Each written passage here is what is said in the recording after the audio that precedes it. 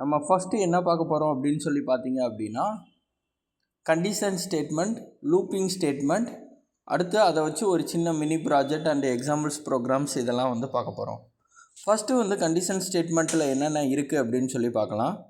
If, else, elif அப்படின்னு சொல்லி 3 இது கொடுத்துருக்காங்க.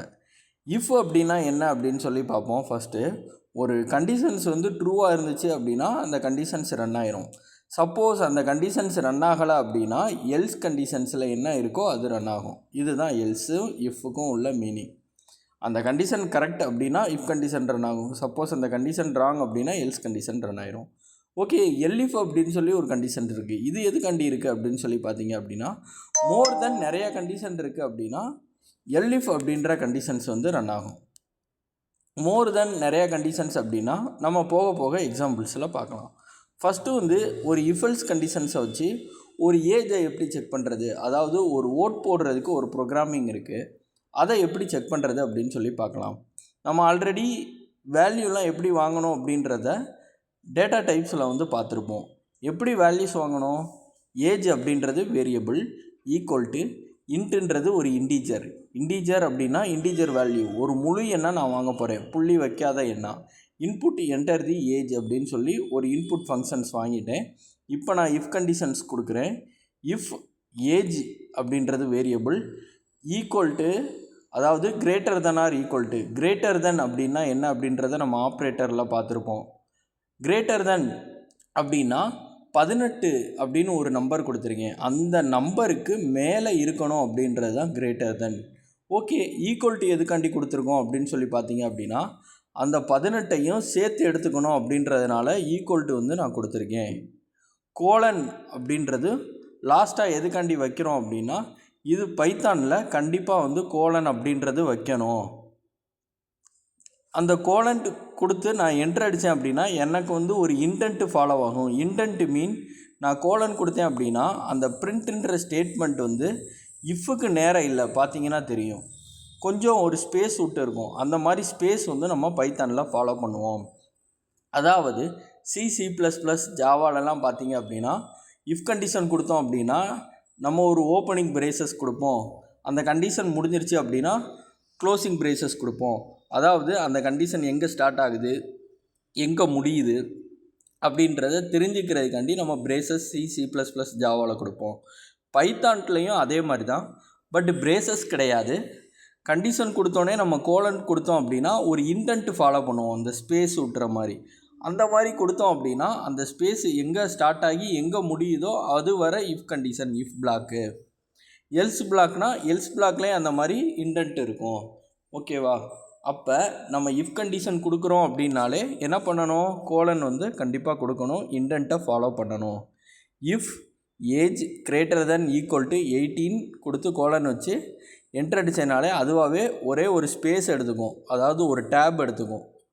டேப் எடுத்துருச்சு அப்படின்னா இன்டென்ட் வந்து ஃபாலோ ஆகுது. You are eligible for vote. இப்போ இந்த கண்டிஷன் கரெக்டாக இருந்துச்சுன்னா எலிஜிபிள் ஃபார் ஓட்டுன்னு வரும். அந்த கண்டிஷன் ராங்காக இருந்துச்சுன்னா என்ன பிரிண்ட் ஆகும்?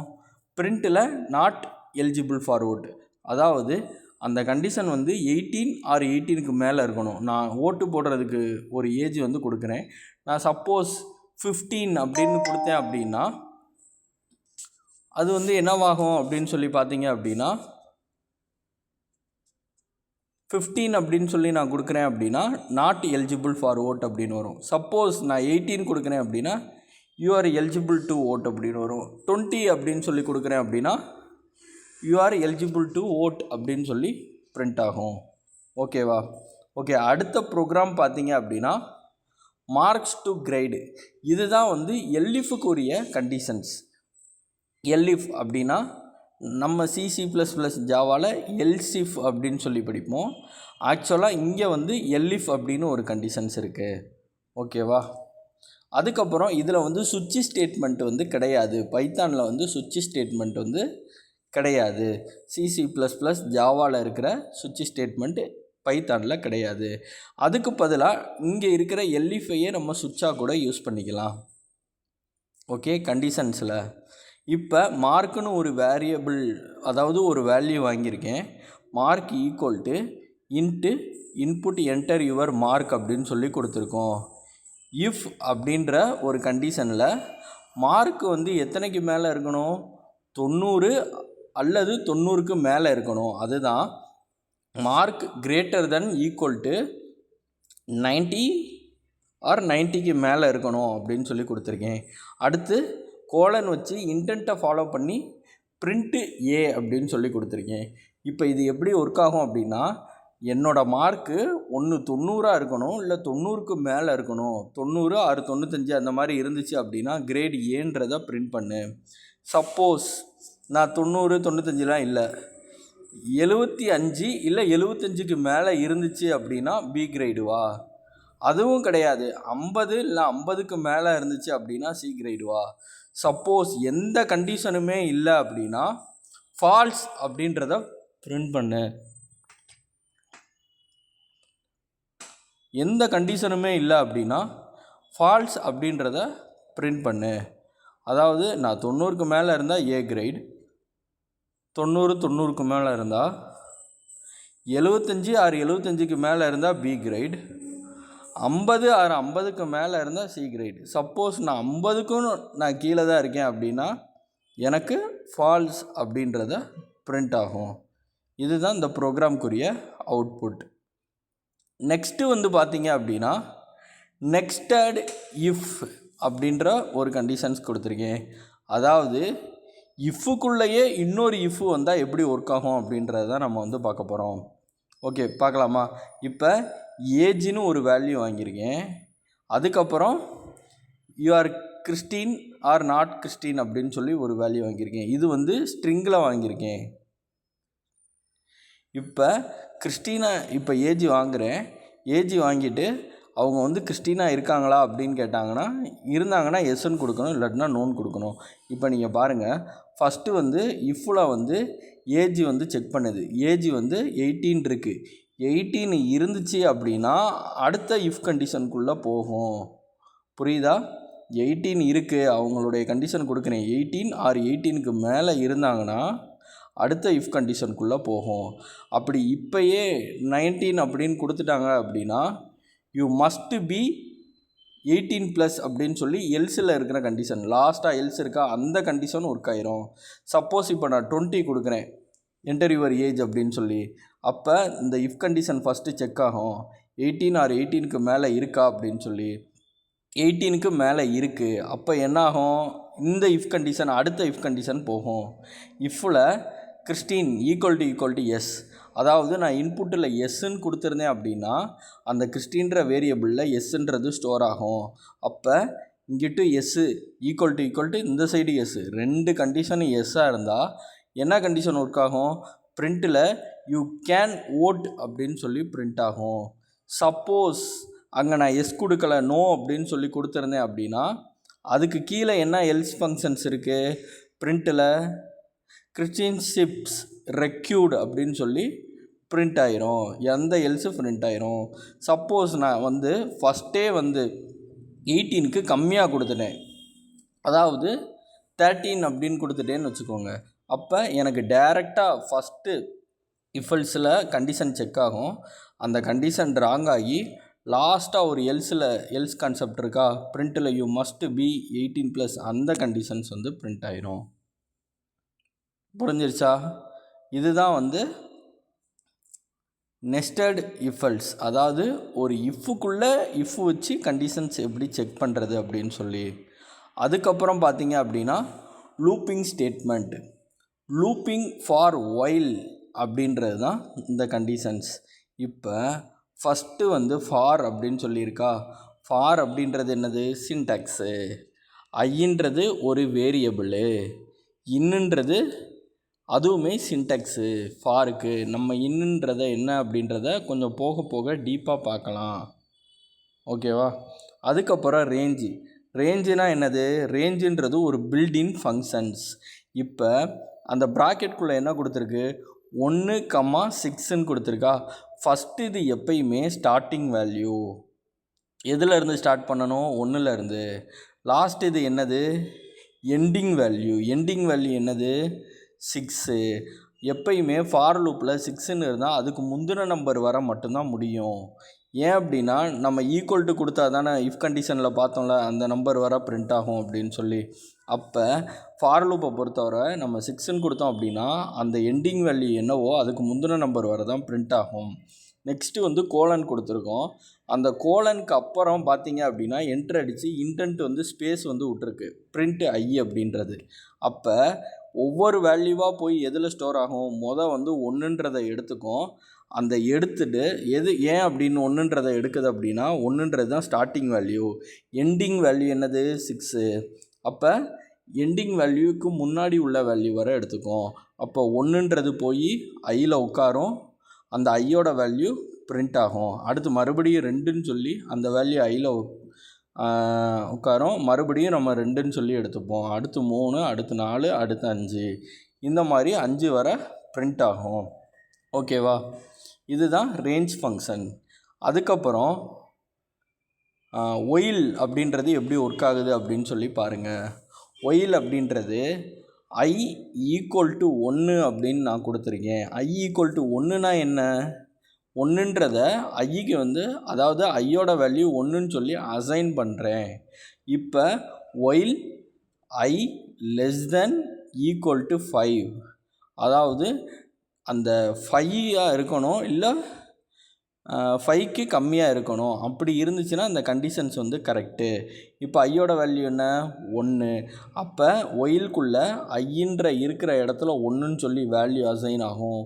1 லெஸ் தென் ஈக்குவல் டு 5, 5ஓட 1 சிறுசா, கண்டிஷன் கரெக்டு. அப்போ பிரிண்ட்டில் போய் என்ன ஆகும் அப்படின்னு சொல்லி பார்த்தீங்க அப்படின்னா 1ன்னு சொல்லி வரும்.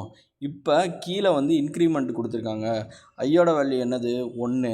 அப்போ 1 ப்ளஸ் ஈக்குவல் டு 1 என்னது 2ன்னு ஆகும்.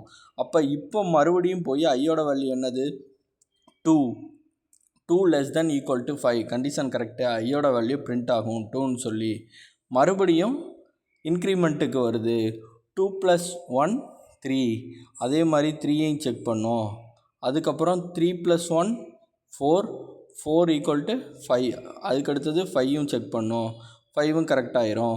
5 லெஸ் தென் ஈக்குவல் டு 5, இங்கே 5ஐயும் சேர்த்து எடுத்துக்கும். என்ன ரீசன் அப்படின்னு சொல்லி பார்த்தீங்க அப்படின்னா ஈக்குவல் டு கொடுத்ததுனால 5ஐயும் சேர்த்து எடுத்துக்கும். அடுத்தது 5 ப்ளஸ் ஈக்குவல் டு 1ங்கும்போது 6 இன்க்ரிமெண்ட் ஆயிரும், 6ங்கும்போது கண்டிஷன் ஃபால்ஸ் ஆயிரும். அப்போ 1லேருந்து 5 வர இந்த ப்ரோக்ராம்க்குரிய அவுட்புட் வந்து பிரிண்ட் ஆகும் 1 2 3 4 5 அப்படின்னு சொல்லி. ஓகேவா? அடுத்து நம்ம என்ன பார்க்க போகிறோம் அப்படின்னு சொல்லி பார்த்தீங்க அப்படின்னா பிரேக்கு, கண்டினியூ, பாஸ் அப்படின்னு சொல்லி கண்டிஷன் இருக்குது. பிரேக்குனா என்ன அப்படின்றத நம்ம சிம்பிளாக பார்த்துடலாம். பிரேக்குனா என்ன அப்படின்னு சொல்லி பார்த்தீங்க அப்படின்னா பிரேக்குனா ஸ்டாப் ஆயிரு. நம்ம ஆல்ரெடி C++ ஜாவாலாம் படிச்சிருந்தீங்கன்னா உங்களுக்கு தெரியும். பிரேக்குன்னு கொடுத்தா அதோட ஸ்டாப் பண்ணி நிப்பாட்டிரு அப்படின்னு சொல்லி அர்த்தம். கண்டினியூ அப்படின்னா இதுக்கப்புறமும் கண்டினியூ ஆகட்டும், ஸ்டாப் பண்ண வேண்டாம். பாஸ் அப்படின்னா அது ஒன்றுமே அர்த்தம் கிடையாது, அது இருந்தாலும் ஒன்று தான், இல்லாட்டினாலும் ஒன்று தான். அதோட ப்ரோக்ராம்ஸ் வந்து ஒர்க் ஆகிட்டே தான் இருக்கும். ஓகேவா? இப்போ ஃபஸ்ட்டு வந்து நம்ம என்ன பார்க்க போகிறோம் அப்படின்னா பிரேக் அப்படின்றத வந்து பார்க்க போகிறோம். பிரேக் அப்படின்றதுக்கு ஒரு எக்ஸாம்பிள் ப்ரோக்ராம் கொடுத்துருக்கோம். ஃபார் இன்னு ரேஞ்சில் எது வரை கொடுத்துருக்கோம், 1லேருந்து 10 வரை கொடுத்துருக்கோம். 1 வந்து ஸ்டார்டிங் வேல்யூ, 10 வந்து எண்டிங் வேல்யூ. அப்போ எண்டிங் வேல்யூ இருக்குது அப்படின்னா அந்த எண்டிங் வேல்யூக்கு முந்தின வேல்யூ வர எடுத்துக்குமா, 1லேருந்து 9 வரை பிரிண்ட் ஆகும். ஆக்சுவலாக இதோடைய ஆன்சர் வந்து. ஆனால் கீழே வந்து என்ன கண்டிஷன் கொடுத்துருக்கோம், இஃப் கண்டிஷன் கொடுத்துருக்கோம். அந்த இஃப்பில் ஐ ஈக்குவல் டு 5 இருந்தோடனே என்ன பண்ண சொல்கிறோம், பிரேக் அப்படின்னு சொல்லி கொடுத்துட்றோம். அப்போ எப்படி ஒர்க் ஆகும், ஃபாரில் வந்து 1ன்னு சொல்லி ஐயில் உட்காரும், அதுக்கப்புறம் இஃப் கண்டிஷன் வரும். இஃப்பில் ஐ இருக்கிற இடத்துல 1ன்னு வரும், ஈக்குவல் டு 5 செக் பண்ணோம், இல்லை அப்போ அடுத்து பிரிண்ட்டில் வந்து ஐன்னு சொல்லி ஐயோட வேல்யூ 1 பிரிண்ட் ஆயிரும். அதுக்கப்புறம் மறுபடியும் ஃபார் லூப்பில் 2ன்ற வேல்யூ ஐயில் போய் 2ன்ற வேல்யூ உட்காரும். அதுக்கப்புறம் இஃப் கண்டிஷனுக்குள்ளே 2 ஈக்குவல் டு 5 அப்படின்னு சொல்லி வேல்யூ அசைன் ஆகும். 2ம் 5ம் ஈக்குவல் டு இல்லை, அப்போ 2 பிரிண்ட் ஆயிரும். அதே மாதிரி 3ஐ செக் பண்ணும், 4ஐ செக் பண்ணும். 5 வந்தோடனே 5ஐ செக் பண்ணுது, ஐயோட வேல்யூ ஃபாரில் வந்து 5ன்னு சொல்லி உட்காரும். அதுக்கப்புறம் இஃப் கண்டிஷனுக்குள்ளே வருது, இஃப்பில் வந்து 5 ஈக்குவல் டு 5 ரெண்டுமே வந்து சேமாக இருக்குது. அப்படி இருக்கும்போது என்ன ஆகும், கண்டிஷன் வந்து பிரேக் ஆயிரும். பிரேக் அப்படின்னா அந்த 4க்கு அப்புறம் வர எந்த வேல்யூவும் பிரிண்ட் ஆகாது. ஏன் அப்படின்னா அங்கேயே பிரேக்குன்னு வந்துருச்சு. அப்போ இதோட ஆன்சர் என்ன, 1 2 3 4 இதுதான் இதோட ஆன்சர். இப்போ பிரேக்னால் என்னன்னு தெரிஞ்சிருச்சா? ஓகே, அடுத்தது வந்து கண்டினியூ அப்படின்றத பார்க்க போகிறோம். கண்டினியூ அப்படின்னா என்ன அப்படின்னா, இப்போ பாருங்கள், அதே மாதிரி ஃபாரில் வந்து இன்னும் ரேஞ்சில் வந்து 1லேருந்து 10 வரை கொடுத்துருக்கோம். அப்போ அதுக்கு முந்தின வேல்யூ 9 வரை எடுத்துக்கணும். ஃபார் லூப்பில் 1ன்றது ஸ்டார்டிங் வேல்யூ, 10ன்றது எண்டிங் வேல்யூ, எண்டிங் வேல்யூக்கு முன்னாடி வர எடுத்துக்கும். இப்போ இஃப் கண்டிஷன் அதே மாதிரி ஐயில் வந்து 1 ஈக்குவல் டு 5 ஈக்குவல்ட்டாக இருக்கான்னு செக் பண்ணுது. இல்லை, அது இப்போ 1ன்னு சொல்லி பிரிண்ட் ஆயிரும். அடுத்து 2 3 4 இந்த மாதிரி பிரிண்ட் ஆகிக்கிட்டே வரும்போது 5ன்னு வரும்போது என்ன சொல்லுது பார்த்தீங்க அப்படின்னா, 5ன்னு போய் வேல்யூ உட்காருது ஃபாரில் வந்து. அப்போ ஐயோட வேல்யூ 5ன்னு வருது. அப்போ 5ன்னு வந்துருச்சு அப்படின்னா ஐயோட வேல்யூ என்ன, 5 ஈக்குவல் டு 5.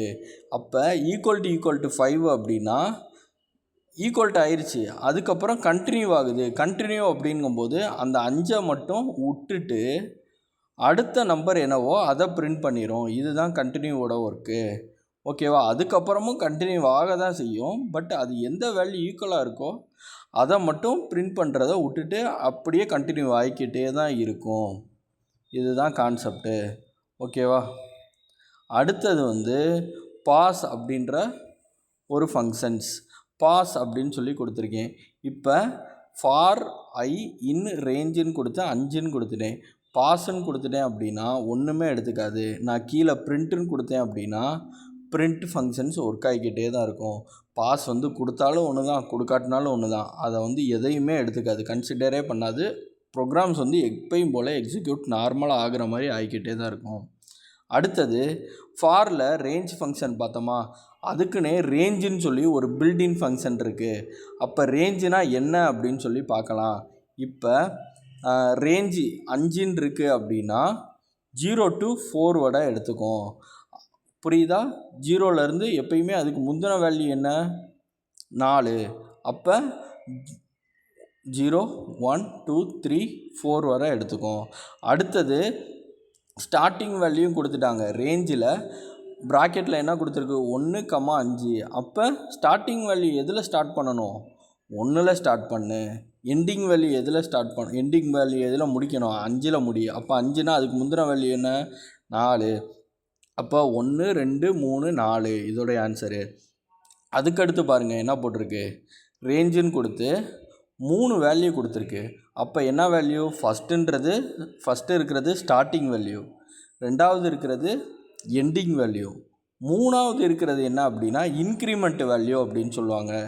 இன்க்ரிமெண்ட்டுனா 2ன்னு கொடுத்தேன் அப்படின்னா அப்போ 2 இன்க்ரிமெண்ட் ஆகு. இப்போ எக்ஸாம்பிள்ஸ், நான் 1ன்னு கொடுத்துட்டேன். அப்போ 1லேருந்து ஸ்டார்ட் ஆயிரும், 1ன்றது பிரிண்ட் ஆயிரும். 10ன்றது எண்டிங் வேல்யூ.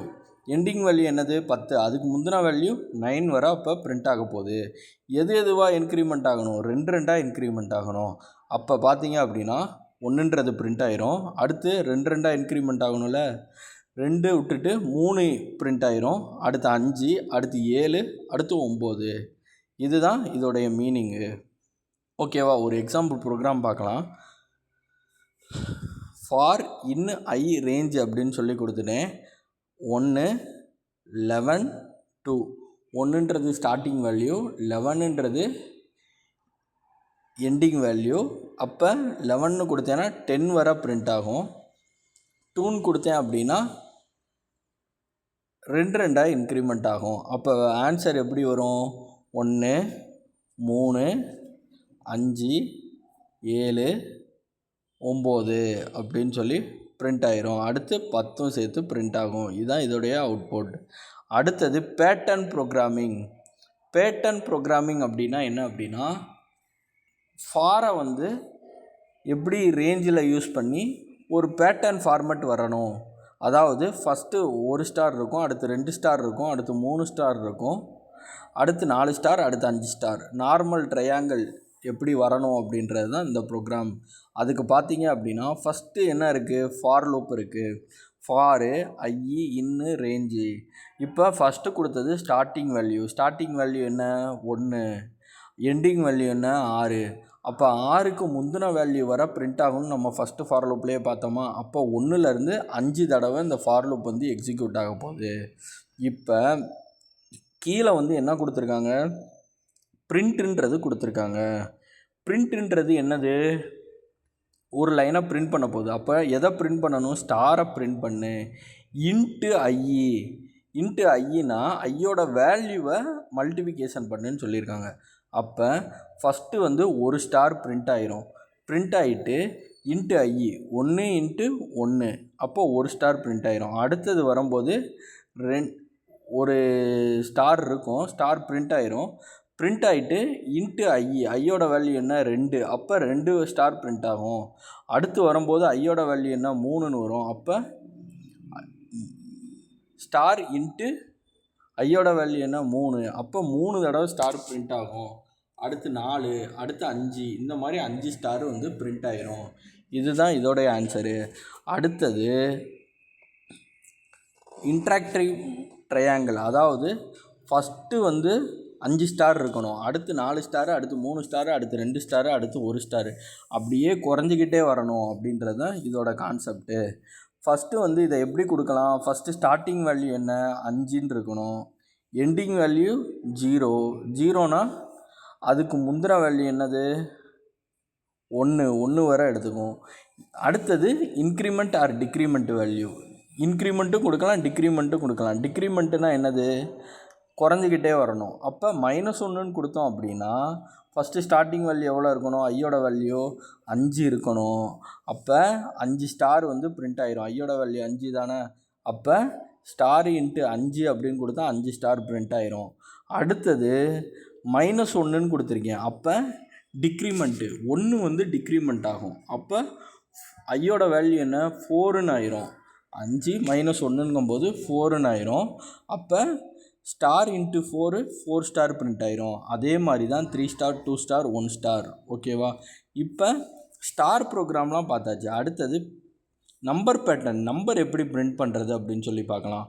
அவுட்புட் எப்படி வரணும் அப்படின்னா 1 2 இருக்கிற இடத்துல 2 வரணும், 3 இருக்கிற இடத்துல 3 வரணும், 4 இருக்கிற இடத்துல 4 வரணும். ஓகேவா, இதுதான் ப்ரோக்ராம். ஃபஸ்ட் பார்த்தீங்க அப்படின்னா ஃபாரில் இன்னில் ரேஞ்ச் கொடுத்துட்டேன். ரேஞ்ச் எப்படி வரணும், 1ன்றது ஸ்டார்டிங் வேல்யூ, 5ன்றது எண்டிங் வேல்யூ. அப்போ எண்டிங் வேல்யூ அப்படின்னா 5க்கு முன்னாடி என்ன வேல்யூ இருக்குது 4, அப்போ 4 வரை பிரிண்ட் ஆக போகுது. அதுக்கப்புறம் பிரிண்ட்டு எஸ்டிஆர் அப்படின்னு சொல்லி கொடுத்துருக்கு. எஸ்டிஆர் அப்படின்னா என்ன அப்படின்னா ஸ்ட்ரிங்கு.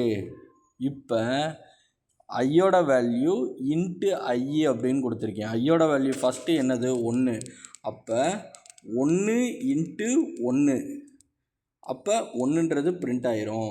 அடுத்தது 2, ஐயோட வேல்யூ என்ன 2, அப்போ ஐயோட வேல்யூ இருக்கிற இடத்துல 2ன்னு சொல்லி பிரிண்ட் ஆகிட்டு மறுபடியும் ஐயோட வேல்யூ என்ன 2, அதே இது 2 டைம் பிரிண்ட் ஆகும். அதே மாதிரி தான் 3 இன்ட்டு 3, அடுத்து 4 அப்படின்னு சொல்லி 4 தடவை வரும்.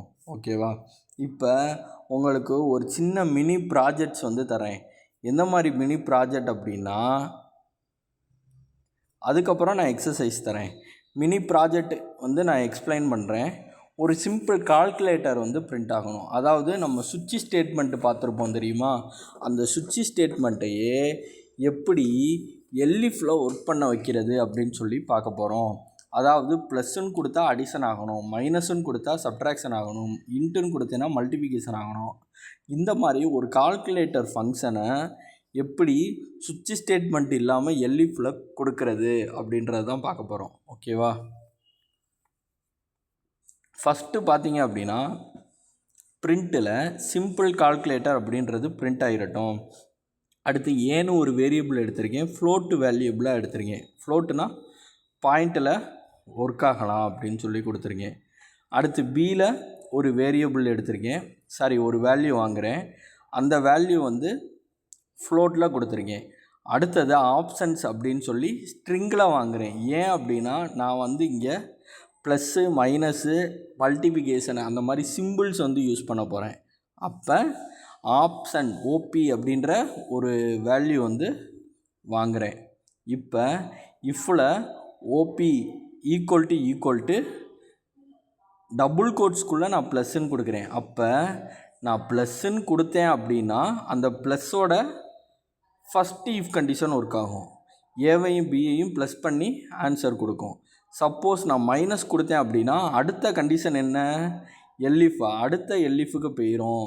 அப்போ ஓபியில் மைனஸ் அப்படின்றது வந்துடும். அப்போ மைனஸ் ஈக்குவல் டு மைனஸ் அப்படின்றது பிரிண்ட் ஆயிரும். அதாவது கண்டிஷன் செக் பண்ணி ஏ மைனஸ் பி வந்து ஒர்க் ஆகும். அதே மாதிரி தான் மல்டிபிகேஷன் டிவிஷன்ஸ். சப்போஸ் இந்த 4 ஆப்ஷன்ஸுமே நான் கொடுக்கல அப்படின்னா எனக்கு எது ஆகும் அப்படின்னா இன்வேலிட் ஆப்ரேட்டர் லாஸ்ட்டாக எல்ஸாக இருக்கா அந்த ஆப்ரேட்டர்ஸ் வந்து ஒர்க் ஆகும். புரிஞ்சிருச்சா அந்த ப்ரோக்ராமு? அடுத்தது ஒரு ஏடிஎம் ப்ரோக்ராம் வந்து பார்க்க போகிறோம். ஃபஸ்ட்டு வந்து இதில் என்னென்னலாம் நம்ம செக் பண்ண போகிறோம் அப்படின்னு சொல்லி பார்த்தீங்க அப்படின்னா பேலன்ஸ் வந்து செக் பண்ண போகிறோம், டெபாசிட் பண்ண போகிறோம், வித்ட்ரா பண்ண போகிறோம், எக்ஸிட் பண்ண போகிறோம். செக் பேலன்ஸ் அப்படின்னா உங்கள் ஏடிஎம்மில், அதாவது உங்கள் அமௌண்ட் உங்கள் அக்கௌண்ட்டில் எவ்வளோ பணம் இருக்குது அப்படின்றத கொடுக்க போகுது. அடுத்தது டெபாசிட் அப்படின்னா என்ன அப்படின்னா நீங்கள் ஏதாவது பணம் போட போகிறீங்க அப்படின்னா அந்த பணம் வந்து ஆட் ஆகி காட்டும். அடுத்தது வித்ட்ராவல்னால் நீங்கள் இருக்கிற பணத்தை நீங்கள் எடுத்திங்கன்னா மீதி அமௌண்ட் எவ்வளோ இருக்குன்னு காட்டும். அடுத்தது எக்ஸிட்னால் இதை விட்டு நம்ம வெளியே போயிடுறோம். ஃபஸ்ட்டு வந்து பேலன்ஸ் ஈக்குவல் டு 1000 அப்படின்றது இருக்குது. அப்போ ஃபஸ்ட்டு ஸ்டார்டிங் பேலன்ஸ் எவ்வளோ இருக்குது, 1000 இருக்குது. இப்போ பிரிண்ட்டில் ஏடிஎம் மிஷின்னு சொல்லி பிரிண்ட் ஆயிரும். அடுத்தது ஒயிலில் வந்து ட்ரூ அப்படின்னு சொல்லி கொடுத்துருக்கு. இந்த ஒயில் ட்ரூ கண்டிஷன்ஸ் வந்து பாருங்கள், இது புதுசாக பார்க்குறது. ஒயிலில் ட்ரூ அப்படின்னா என்ன அப்படின்னா ஒயில் ட்ரூனாலே என்னது, கண்டிஷன் கரெக்டு தான். அப்போ அது ஷார்ட்டுக்கு அடுத்து இருக்கிறது ஃபுல்லாமே ஒர்க் ஆகட்டும் அப்படின்றது தான். அப்போ பிரிண்ட்டில் 1ன்னு கொடுத்தோம்னா செக் பேலன்ஸு, 2ன்னு கொடுத்தோம்னா டெபாசிட்டு, 3ன்னு கொடுத்தோம்னா வித்ட்ராவல், 4ன்னு கொடுத்தோம்னா எக்ஸிட்டு, இந்த மாதிரி ஒர்க் ஆகணும் அப்படின்னு சொல்லி பிரிண்ட்டில் நான் கொடுத்துட்றேன். ஒரு ஆப்ஷன்ஸ் கேட்குறேன். என்ன options, choose options. Input value வாங்குகிறேன் சூஸில். இப்போ இஃப்பு கண்டிஷன்ஸ் ஃபாலோ பண்ண போகிறேன். இஃப்பு வந்து சாய்ஸ் வந்து ஈக்குவல் டு 1 இருந்தால் பேலன்ஸ் எவ்வளோ அப்படின்றத காட்டும். சப்போஸ் நான் 2ன்னு கொடுக்குறேன் அப்படின்னா அடுத்த எல்இஃப் ஃபங்க்ஷன்ஸும் ஒர்க் ஆகும். எல்இஃபில் இருக்கிற கண்டிஷன்ஸு. சாய்ஸ் நான் 2ன்னு கொடுத்துறேன். அப்போ அமௌண்ட்டுன்னு கொடுத்துருக்கேன்னா அமௌண்ட்டு ஒரு வேல்யூ வாங்குகிறேன். டெபாசிட் எவ்வளோ வேல்யூ பண்ண போகிறேன் அப்படின்றது தான் ஒரு வேல்யூவாக வாங்குகிறேன். இப்போ பேலன்ஸையும் அந்த அமௌண்ட்டு டெபாசிட் எவ்வளோ பண்ணுறேனோ அதையும் ஆட் பண்ணி காட்டிடும். அப்போ நான் ஏற்கனவே இருக்கிற பேலன்ஸையும் இப்போ நான் போடுற அமௌண்ட்டு 1500, இருக்கிற பேலன்ஸ் எவ்வளோ இருக்குது, 1000 ரூபா இருக்குது, ப்ளஸ் 1500. அப்போ ரெண்டையும் ஆட் பண்ணால் 2500 அப்படின்றத அமௌண்ட் வந்து டெபாசிட் எவ்வளோ பண்ணியிருக்கோமோ அந்த அமௌண்ட்டை காட்டிடும். அதுக்கப்புறம் எல்இஃப் நான் 3வது இது கொடுக்குறேன், வித்ட்ராவல் கொடுக்குறேன் அப்படின்னா 3வது கண்டிஷன் ஒர்க் ஆகும். 3வது கண்டிஷன் என்ன, அமௌண்ட் ஈக்குவல் டு இன்புட்டு. அமௌண்ட்டுன்னு ஒரு வேரியபிள் வாங்குகிறேன். நான் எவ்வளோ வேல்யூஸ் எடுக்கிறேனோ அந்த வேல்யூ மைனஸ் பேலன்ஸ் கொடுத்தேன் அப்படின்னா பேலன்ஸ் எனக்கு எவ்வளோ அமௌண்ட் இருக்கோ அதை வந்து காட்டிடும். புரிஞ்சிருச்சா? சப்போஸ் நான் அமௌண்ட்டு வந்து அதிகமாக எடுக்கிறேன், என்கிட்ட இருக்கிற அமௌண்ட்டை விட நான் அதிகமாக எடுக்கிறேன் அப்படின்னா எனக்கு எல்ஸில் என்ன ஃபங்க்ஷன் இருக்குது, இன்சஃபிஷியன்ட் பேலன்ஸ் அப்படின்றது பிரிண்ட் ஆயிரும். அதுவும் இல்லாமல் நான் 4வது ஆப்ஷன்ஸ் கொடுத்தேன் அப்படின்னா தேங்க்யூ ஃபார் யூஸிங் ஏடிஎம் அப்படின்றது பிரிண்ட் ஆகிரட்டும். சப்போஸ் நான் 4க்கு மேலே வேல்யூ கொடுக்குறேன் அப்படின்னா இன்வேலிட் சாய்ஸ் அப்படின்ற ஒரு இது ஒர்க் ஆயிரும். ஓகேவா? இப்போ நான் உங்களுக்கு என்னென்னலாம் நடத்தியிருக்கேன், இஃப்எல்ஸு, நெஸ்டட் இஃப்எல்ஸு, எல்இஃபு இதெல்லாம் நடத்தியிருக்கோம். லூப்பிங்கில் பார்த்தோம் அப்படின்னா ஃபார்லேயே ரேஞ்சு பார்த்துருக்கோம். ஸ்டார்டிங் வேல்யூ என்ன, எண்டிங் வேல்யூ என்ன, இன்க்ரிமெண்ட் எப்படி ஒர்க் ஆகணும், டிக்ரிமெண்ட் எப்படி ஒர்க் ஆகணும். அடுத்து ஒயில் பார்த்துருக்கோம். அடுத்து ஃபார்லேயே வந்து பேட்டர்ன் நம்பர் பேட்டர்ன் எப்படி பிரிண்ட் பண்ணுறது, ஸ்டார் பேட்டர்ன் எப்படி பிரிண்ட் பண்ணுறது, ஸ்டாரை எப்படி நெகட்டிவில் பிரிண்ட் பண்ணுறது, இந்த மாதிரிலாம் நம்ம வந்து பார்த்துருக்கோம். அதுக்கப்புறம் ஒரு எல்லிப்பை எப்படி ஒரு கால்குலேட்டராக யூஸ் பண்ணுறது அப்படின்றத பார்த்தோம். அடுத்து ஒரு சிம்பிள் ஏடிஎம் கான்செப்ட் வந்து பார்த்துருக்கோம். ஏடிஎம் மிஷின் எப்படி ஒர்க் ஆகுதோ அதை நம்ம வந்து பார்த்துருக்கோம். இப்போ வீடியோவை பாஸ் பண்ணுங்கள், நான் உங்களுக்கு ஒரு எக்ஸசைஸ் தரேன். அந்த எக்ஸசைஸ் எல்லாம் ஒர்க் பண்ணி பார்த்துட்டு ஆன்சரை வந்து நீங்கள் செக் பண்ணி பாருங்கள். ஓகேவா? இப்போ உங்களுடைய வேலை என்ன, நான் உங்களுடைய கொஸ்டின்லாம் என்ன அப்படின்றத டிஸ்கிரிப்ஷனில் தரேன். வீடியோவை பாஸ் பண்ணிவிட்டு டிஸ்கிரிப்ஷனை செக் பண்ணி கோடை ஒர்க் பண்ணுங்கள். ஒர்க் பண்ணிவிட்டு ஆன்சர்ஸ் வந்து செக் பண்ண ஆரம்பிங்க. ஓகேவா? தேங்க்யூ ஃபார் வாட்சிங்.